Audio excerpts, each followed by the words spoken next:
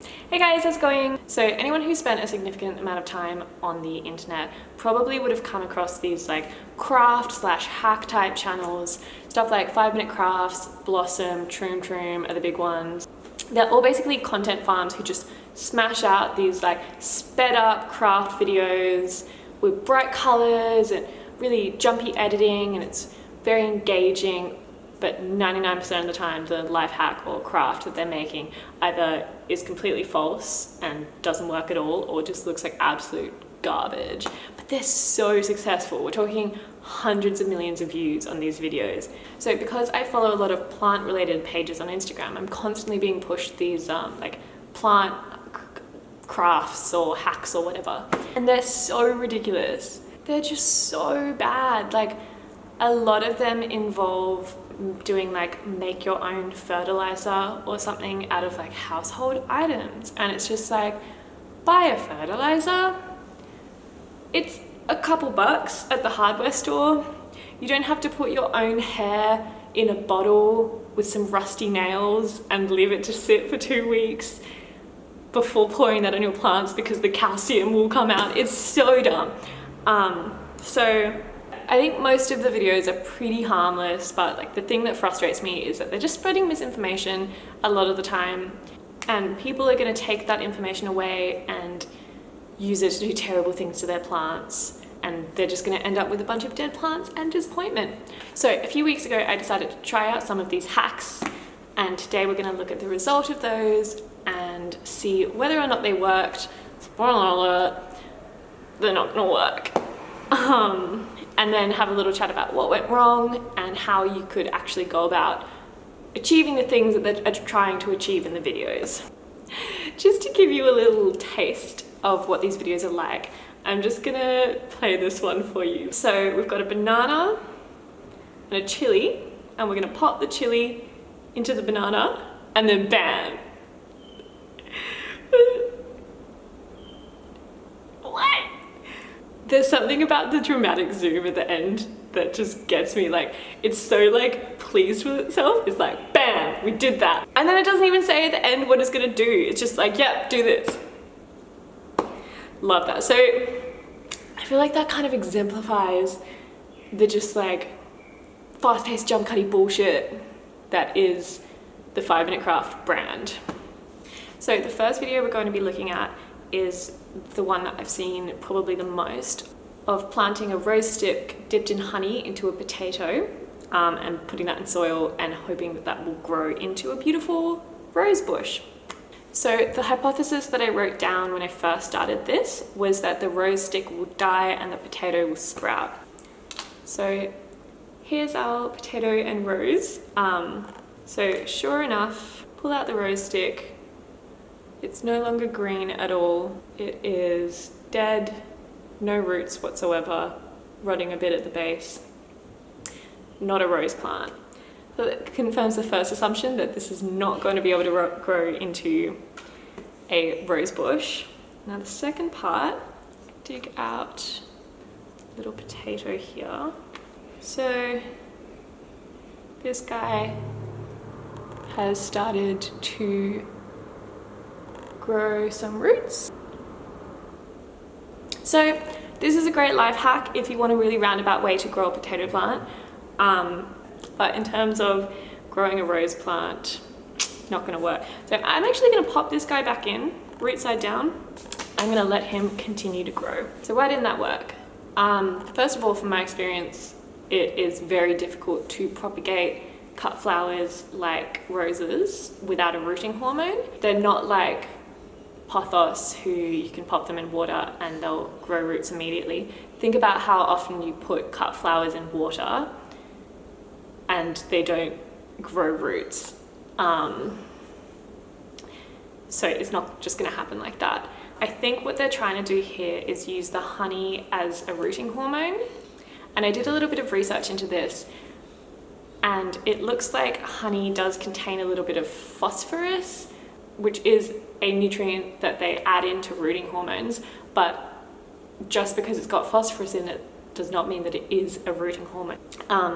And the other thing is the amount of phosphorus in the honey isn't nearly the level that you would have in a fertilizer or in a rooting hormone. So I think this is a fallacy that is really commonly drawn with like natural solutions to things, home remedies, is that they think, oh, this contains calcium, this contains phosphorus, it's going to be a substitute for a store-bought chemical, whether it be stimulant, fertilizer, weed killer, but they don't actually consider that the mineral levels present are way lower than what is actually needed for that plant to thrive. One benefit I found that the honey might have here is that it is antifungal and antibacterial, so maybe it could have kept infection at bay, which would matter if the stick didn't immediately die.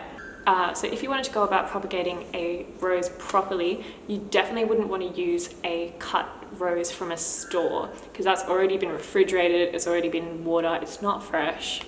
Get a really established rose plant, and you want to get the cutting from a really woody part of it, not like a green fleshy part like it had in the image. It needs to be taken underneath the node, and I'll pop up a picture of what nodes on roses look like so you can see that. You would need to take off the flower and any thorns or leaves, they got that right, and then you would want to dip it in some good rooting hormone so that a few of the areas where you've taken those off are covered in rooting hormone before you pop it in some good soil. And it also wouldn't hurt to pop that in a greenhouse.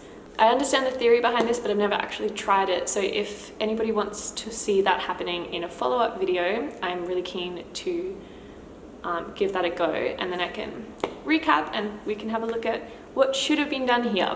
So the next video we're going to be looking at is the planting seeds in an orange video.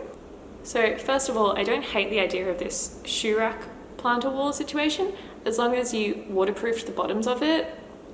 Otherwise the fabric might rot, but that's actually like kind of a cute idea.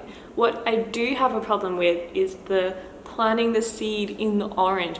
Why, when you've got a perfectly good little pocket of soil, are you putting it in like the most acidic environment? I've seen this a lot with people trying to like just trying to plant seeds in random food, whether it be planting it in a banana, which I think I'll cover in another video, in an ice cream cone. But an orange is like the most egregious one I've seen, because plants like to grow at a certain pH level, and that pH level is not the one that is present in a citrus fruit. Not to mention, where are those roots going to grow? It hasn't said anything about putting a hole through that little orange. It's just going to hit the skin and not be able to go through. This is so dumb.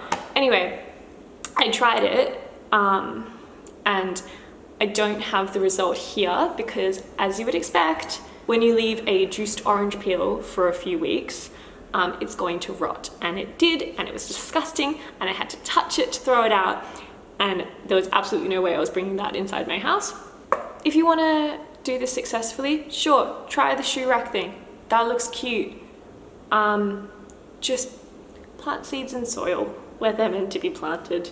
Don't do this, please. Okay, so the last one we're going to be covering today is probably the most painful video I've ever had to watch in my whole life, and now I'm going to make you guys watch it with me. So we have a broken cactus. So he shoves a metal straw in, sort of gouges it out on one side, and then on the other side he cuts through it, and then he puts the pieces together and they magically fuse back together. This is so dumb. I bought a cactus to try this on, and I did it, and I'm so sorry to this poor cactus. He doesn't look happy.